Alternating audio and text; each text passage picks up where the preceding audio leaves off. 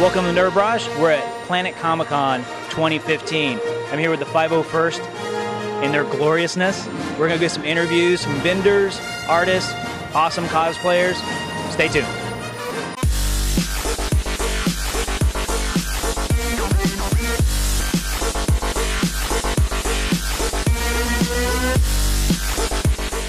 I'm here with Justin Orr with Just Scope, his own company. Justin, how did you get started? Oh, well, my entire family, they're all artists, so I was kind of born into it. You know, I had no choice. How do you choose the particular pieces that you do? I have to be a fan. You know, a lot of these shows are just full of fan art and pop culture stuff, so I make sure to choose things that I'm into. That way, you know, I put my best foot forward when I'm creating these. What medium do you like to use? Well, you know, I'm a sketch guy. I pencil everything first, but depending on how I want the piece to look, most of the things I'm doing right now are digital. What do you want people to take away from your art?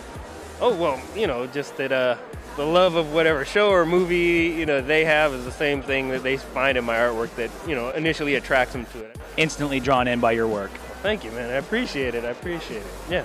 JustScope.com, that's JUSSCOPE.com is where you can find my artwork, and whether you use Tumblr or Facebook or Instagram, I post the same stuff to each one, so follow me on any of those. The links are on my website.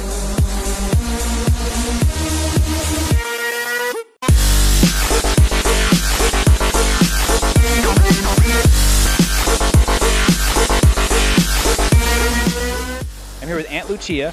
What inspired you? Do pin-up stuff, super cool. What inspired you to do that? You know, I've always been a fan of vintage pinup artwork, and I've always been a fan of classic movie posters. So when I first started, it was just about kind of mashing those two together and creating something fresh and new.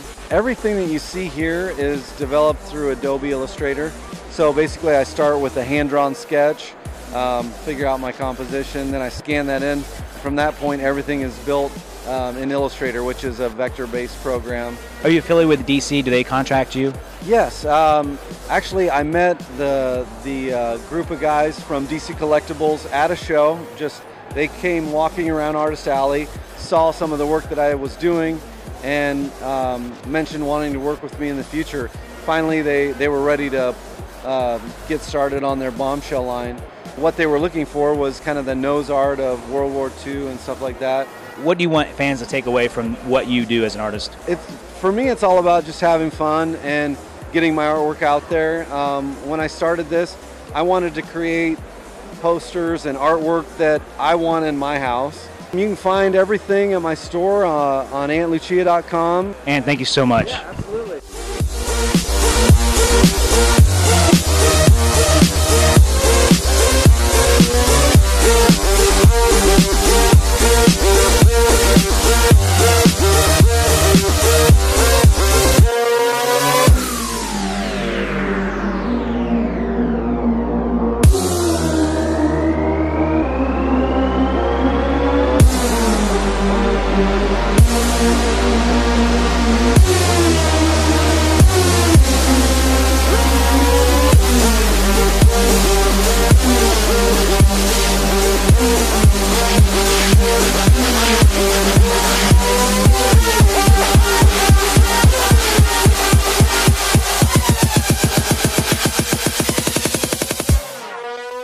Hi, I'm here with Kailen. Kailen actually won first place in the costume contest yesterday, and I wanted to interview him. He was Groot, and you'll see from the pictures that it was an amazing costume. So Kailen, what got you into cosplay? Well, I kind of started building stuff ever since I was little. Even back in 3rd grade, I remember getting in trouble for building little trinkets and things in my desk. So I've always just kind of been into making things. Tell me what this is, because I know what it is, but let's see what the fans out there know or not. And how long did this take you to make, and what is it made out of? This is the Smoker from the Left 4 Dead series, and it's a zombie, and I made it entirely out of pantyhose stuffed with like synthetic like batting, and I completed it all in 9 days. So now you got to tell me about the Groot costume, because the Groot costume was amazing. It was off the hook, well-deserved first place finish. So how long did that take you, and what did you make that out of? Well, thank you, first of all.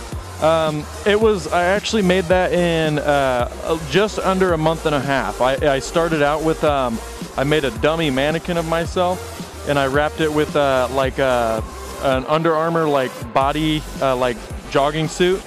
And then I wrapped that with pipe foam insulation to get the tree branches. And then what I did was dip Kleenex in like tacky glue to make the bark texture. And then the helmet was sculpted out of EVA foam, which is like foam floor mat material. And it was just a freehand build. I just took a piece and made the mask and put it all together and painted it with acrylic paints and added some fake moss to it. Where are some areas that people, if they want to see your work or they want to get into cosplay, where can they go to find this information? Well, I post all of my pictures and things like that on my Facebook page, Prop Customs, and I also have an Instagram, Twitter.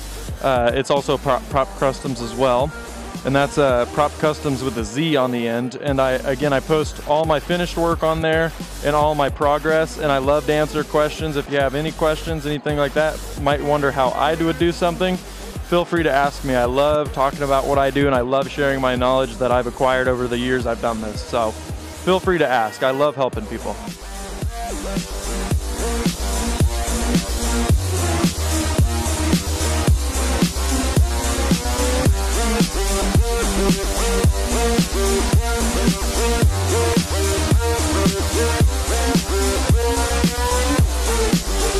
Okay, so I found Johnny Depp here, so I had to interview him. So, Johnny, how did you get into cosplay, and what were your inspirations? Well, first it was dollar bills. No, honestly, for me personally, it was Star Wars. Just the love of Star Wars.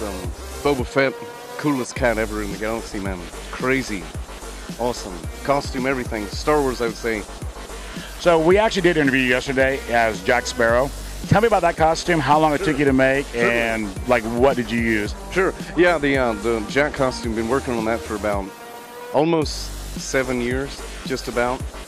So a lot of the things are hard to find, like the fabrics. I had to win an auction for the coat fabric. It was like 5 yards, cost like $800. It was ridiculous. They stopped making it, and sometimes you get it crazy with things, and you're like, I want it to look right, and then yeah. So that's insane. You got to work hard sometimes to be able to afford your hobbies. Yeah, there's the pictures that you'll see don't do it justice. His costume was phenomenal. We actually had when we were doing the interview, people were coming up and asking you if you were actually Johnny Depp. And I told them to notice I didn't have my clippy hands. Okay, your work is phenomenal. Thank you so much. How can somebody find out where you're going to be or see your stuff? Sure, yeah, I have a fan page. It's actually my name, Aaron Robbie, Jack Sparrow. So it's Aaron, A-A-R-O-N, and then Robbie's R-A-B-E. Looks like Raby. I answered a hey you, doesn't matter. But Aaron Robbie, Jack Sparrow on Facebook. You can follow me on there. I post the conventions that I'm going to be working at and places I'm going. I even sometimes post when the band is playing. We play at Hard Rock casinos all over the country, so I post even things for that, because occasionally I do sets as Jack Sparrow.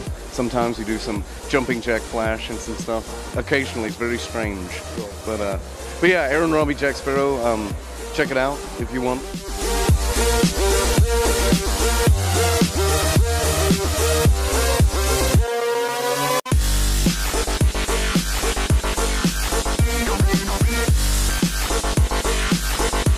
I'm here with Kevin with the R2 Builders group. Kevin, how did the R2 Builders group get started? So in 1999, a few people started building R2s, and eventually George Lucas caught on to it, and they were able to get measurements of actual droids from the original movies. So we actually have blueprints from the original Star Wars form. So we started building these R2s, and that's kind of how it got started. That's cool. He gave you measurements. Yeah. He totally backs it. That's awesome. Yeah. And the mechanics, how do you make the R2s do what they do? We primarily use Arduinos. Some people use Raspberry Pis. Some people customize to how they are comfortable with. We're kind of a club like that. If you're comfortable doing it one way, go for it. Like that's kind of how we like to do things. So to build an R2 unit, what are you looking at cost-wise? Okay, so you can, if you just want to build a static one, you're looking like $500. But if you wanted to motorized, you can get into like $1,500. the electronics start pumping the price, but it depends what you build it out of. Some people build their droids fully out of aluminum. That you're looking at 15,000 to 20,000. So there's a huge range there. It all depends on what your budget is, what you want to build it out of, and what you're comfortable with. Okay, if anybody wants to buy the R2s, how much are they? We're not allowed to sell them. It's a licensing issue. You're allowed to build them. You can join the club. All the plans are available for free, but we can't sell them. It's a licensing issue. Yeah. Is there anything that you want people to know about the R2 Builders Group? I think one cool thing is that the new movie that's coming out, like Episode 7, we actually have R2 builders from our club designing and building the R2s for the new movie. So they recognize us that much that the J.J. Abrams and his crew actually have used the UK, people from the UK who are in our club to build those droids. So that's incredible. Yeah, it's really kind of amazing. That's awesome. All right, thanks, Kevin. I appreciate your time.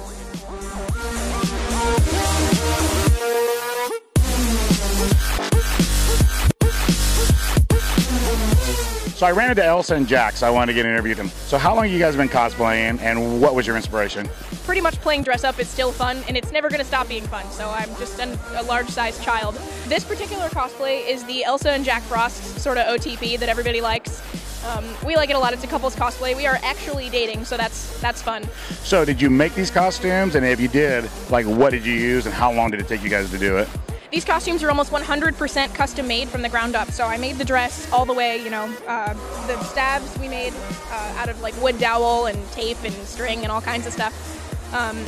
For his costume, we modified modern clothes because that's what Jack Frost wears. He's wearing a hoodie and pants, so it wasn't like we were gonna make one if we could just grab one. So all of this is hand detailed across his hoodie, and the pants, they have leather straps around the bottom and twine. So lots of detail went into this. Tons and tons of hours. We were up till like 5 a.m. on Thursday night before Friday to get his finished. It was nuts, but it's so rewarding because we made it ourselves, and it's not just a little store-bought rinky-dink costume. This is a lot of work went into this. So if people want to find out more about you or find out more about cosplay, where would they go? Actually, we're professional children's party entertainers and event coordinators. So partiesbyrose.com and facebook.com/partiesbyrosekc. That's our web presence. You can find all the details on there. We have a contact form, everything you need to get a hold of us. Just on that partiesbyrose.com especially. What direction do you guys see yourself going, and do you do other characters besides just Elsa and Jack Frost? Yeah, we do pretty much any character you imagine. The website is full of all the Disney princesses, and we have a real silicone mermaid that we do swimming shows with. Really super elaborate stuff. The direction we want to take the company, just up. We want to grow the company, and eventually I want to start hiring more actors to do shows too for more diverse characters other than just standard Disney princess. We've got, all kinds of stuff we want to get into, but just a matter of growth.